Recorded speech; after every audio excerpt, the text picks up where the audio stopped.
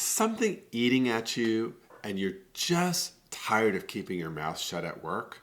If so, what is that? And put it into the comments right now. And also, tell me why you've been keeping quiet for so long. Maybe the issue is Israel and Gaza. Maybe it's your views about Donald Trump. Maybe it's something in the workplace, but it touches on your politics.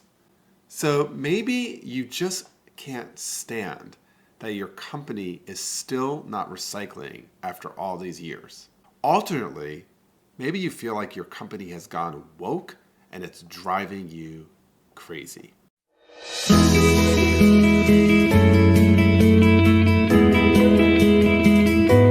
I'm Bob Bordone. I'm a senior fellow at Harvard Law School. I'm the founder and former director of Harvard Law School's Negotiation and Mediation clinical program. I taught negotiation, conflict resolution, mediation, and many other courses at Harvard Law School for more than 2 decades, and I'm a founder and principal of the Cambridge Negotiation Institute. So if you have a really strong view on a highly controversial issue of the day, oftentimes you could be torn between, on the one hand, thinking like, I just need to talk about this at work, and on the other hand, thinking, this is the ultimate career-limiting move and the worst thing I can possibly do. So today, I'm going to offer you some diagnostic questions to help you decide whether you should speak, whether you should stay silent, and to offer some insights that I often use in advising clients about how to bring something up should they choose to do so. Let me just start with the first and really important question, which is that you really need to think about what is your purpose for possibly raising this in the workplace. Truth is that sometimes there are many purposes and sometimes there's just one. For example, maybe you just want to vent. Maybe another purpose you might have is to build more community. Maybe a third reason why you want to raise it is you actually just want to increase the organization's capacity for having hard conversations. Maybe it's more practical than that. Maybe you actually want the organization to change, or you want the organization to do something, or to stop doing something. Maybe you're just curious to learn what do your colleagues think. And again, maybe it's all of the above or something different. Recently, I was working within an organization, and in a one-on-one interview, I learned from someone who had been in this organization for many years that they were absolutely enraged and frustrated with the move to remote work that continued after COVID.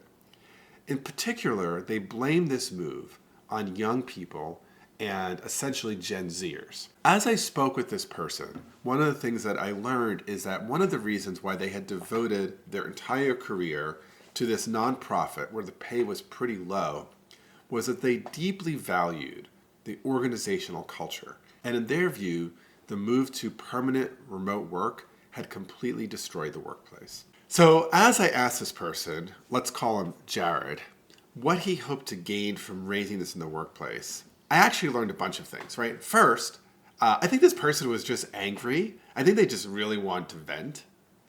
But secondly, they really did want the organization to change. But on that second piece, right, I think the real issue was less about change and more about the interest in actually feeling like there was community and connection. And unpacking that made me realize that that last piece, the desire for community and connection, was a way into raising this in a constructive way in the workplace. Now, the second thing you need to do that's really important before you decide to just go barreling into the workplace is evaluate the climate within the workplace. So what do I mean by that? I think it's just simply asking yourself a series of important questions. For example, is healthy exchange encouraged in your workplace? Or at the very least, is it tolerated? Secondly, are there at least some supportive colleagues who would be willing to stand by, not necessarily in agreement with you, but in support of you raising the issues? And third, importantly, is there any risk to your job or your career that you care about? So when I talked this through with Jared, the answer to these questions were actually pretty clear. In fact, the whole purpose of my engagement in this organization was to help promote dialogue, was help them build a better conflict resiliency program within the organization. And in fact, this organization had invited me in not because they had an emergency, but because they wanted to be leaders in their field on doing this. It was also clear that Jared was one of the most valued people in this organization. He had been there for many years, and in many respects was seen as a leader even though he didn't have managerial authority. For him, there was a way into this with relatively low risk, except the vulnerability involved and the sense of courage, and frankly, the willingness to be in some conflict with his colleagues. The next important thing to do is to actually evaluate yourself. So what do I mean by that? First question just is, what is your own conflict resilience? Meaning, what is your conflict threshold point? Are you willing and able to sit with the discomfort of not seeing eye to eye with your colleagues? Now, at some level, you may already know you don't see eye to eye with your colleagues. That's part of the reason why you haven't raised it in the workplace. On the other hand, once you've raised it, the conflict will be kind of open and notorious and felt. And so measuring your own ability to sit with that is really important. And in fact, one of the things I talk about and teach about and consult on is the importance of building your own conflict resiliency. And in fact, many of the videos here on this channel talk about how important that is. Second question to ask yourself in the evaluation, do you actually have the skills to be effective in raising these issues? So what do I mean by effective? By effective, I mean being able to share your true viewpoint in a way that enhances the likelihood that you will actually be heard and understood. And one of the interesting things in working with Jared is, as highly talented as he was in many domains, he admitted very freely, and I have to say I agreed, he was pretty low in these skills. He tended to be overly aggressive, he wasn't a great listener, and he tended to dig in and get defensive when people disagreed. And that led to the next important piece for him and for you, which is really being aware of your own emotional temperature. Part of what was challenging for Jared is he had not raised these issues for so long that he was about ready to explode, and he knew that the first time he raised something in the workplace and got a defensive response, that he would blow his top. And so becoming aware of your own emotional temperature and then thinking about how could you handle those emotions in advance of raising it in the workplace, and coming up with strategies for what you will do when you're feeling the emotions once you've raised them is critically important. And so a lot of the work I ended up doing with Jared was having him do some self-diagnostic work on the emotions, giving him some skills on how to effectively both assert his viewpoint and be a good active listener and empathic, and then giving him some specific strategies on what he would do when he encountered resistance in the workplace.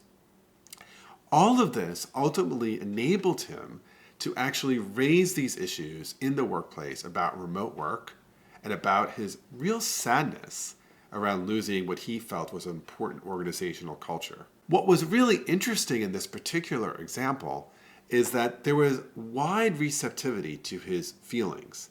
And in a way that completely surprised him, many people appreciated how much he wanted to feel connected to a culture, because that was actually a shared interest. The other thing that was interesting is that he learned from primarily the Gen Zers that many of them actually did feel a cultural and organizational sense of connection by dint of their Zoom work. Now, substantively, did the ruling on remote work change? It actually didn't.